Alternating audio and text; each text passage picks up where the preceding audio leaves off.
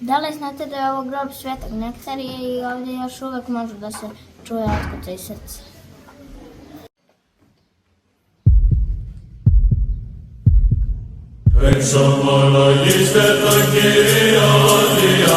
Na ovom mjestu su se molili moji mama i tata da se ja rodim.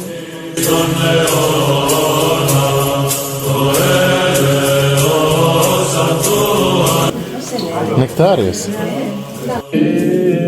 Gospodu se pomolimo.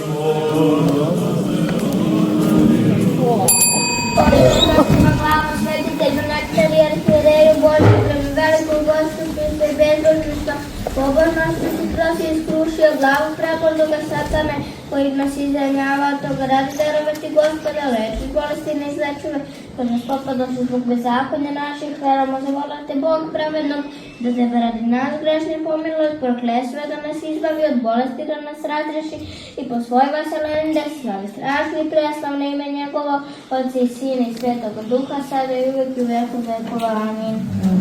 Slava tebi.